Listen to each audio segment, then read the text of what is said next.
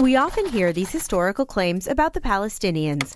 منذ 5000 سنة والفلسطينيون في هذه الأرض. سيدنا المسيح عليه السلام هو فلسطيني بامتياز.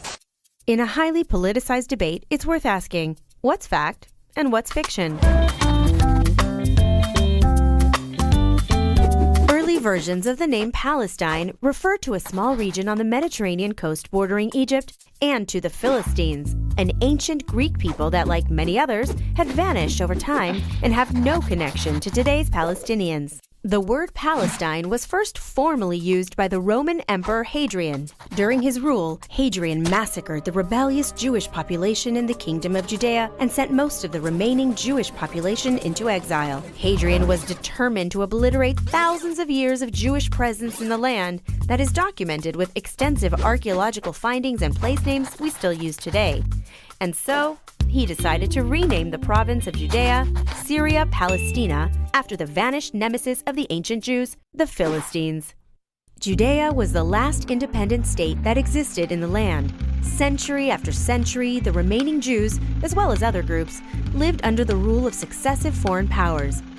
During the time of the Ottoman Empire, the word Palestine was used as a general geographical term, describing the land south of Syria. So when that area fell into the hands of the British at the end of World War I, it was only natural that they named it Palestine.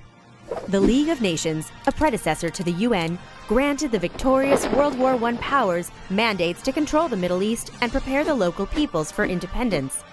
This area came under the British Mandate of Palestine. Two populations lived under the Mandate of Palestine, Arab and Jewish. Hello. Both of them considered Palestinians. And so, the Jewish-founded Palestine Symphony Orchestra would, upon Israel's independence, become the Israeli Philharmonic. The Anglo-Palestine Bank would become the Israeli Leumi Bank.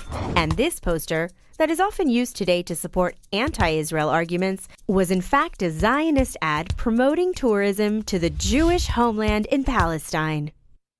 In 1947, the mandate expired, and the UN decided to split the land into independent Jewish and Arab states. The Jews accepted the UN resolution and called their state Israel.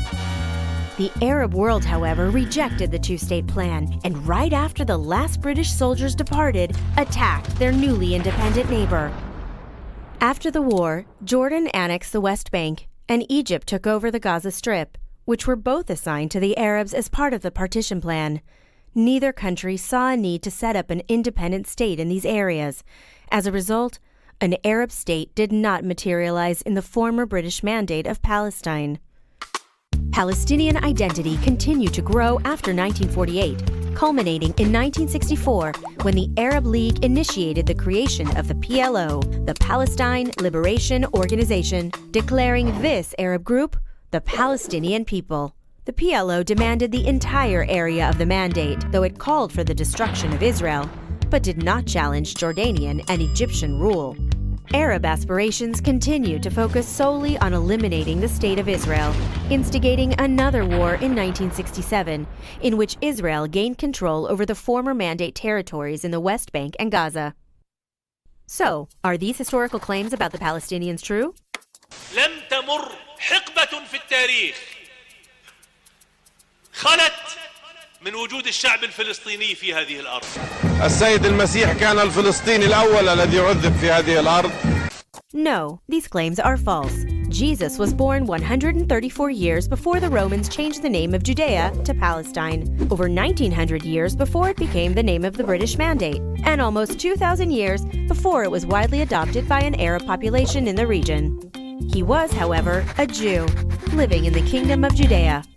All history put aside, Israel and the international community have endorsed Palestinian national aspirations through repeated peace offers based on a two-state solution. Unfortunately for everyone in the region, Palestinian and Arab leaders have rejected all of these offers.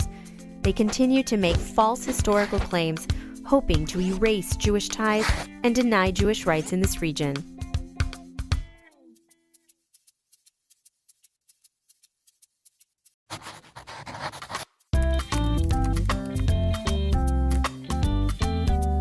The ancient kingdom of Israel, 10th century BCE. King David set his capital at Jerusalem, and his son King Solomon built a temple on Moriah Hill overlooking the city.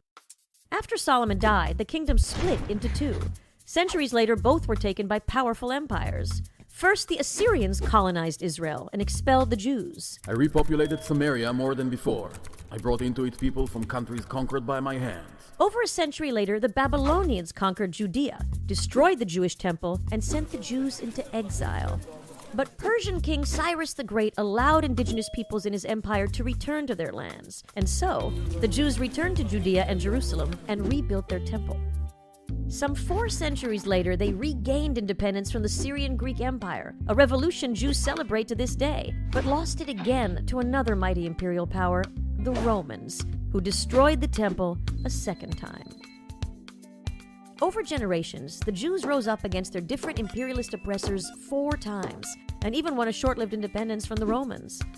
But in the end, they were decisively crushed. Roman Emperor Hadrian razed Jerusalem to the ground, replacing it with a new Roman city. He renamed the colonized province of Judea to Syria Palestina and banned Judaism and the Jews. The city had been emptied of the Jewish nation and it suffered the total destruction of its ancient inhabitants. The emperor gave orders that they should not even see from a distance the land of their fathers. Hadrian exiled most of the Jews and brought near genocide upon those remaining. Like many other conquered peoples, the Jews were in danger of disappearing. But Jewish life survived, shifting north to the Galilee, where some of the most important works of Jewish thought were written. Though occupied by a series of foreign rulers, Jewish civilization persisted and thrived in towns that still exist today, most notably in 4 major cities. For 1900 years since the Roman occupation, the Jews lived as a minority in their own land, suffering various levels of oppression, while diaspora Jews suffered a similar fate. But the Jews never lost hope. They overcame. Today, the Jewish people are once again independent in their historic birthplace, using the same name and speaking the same language as they did over 3,000 years ago. An indigenous people free once again, living in their ancestral home.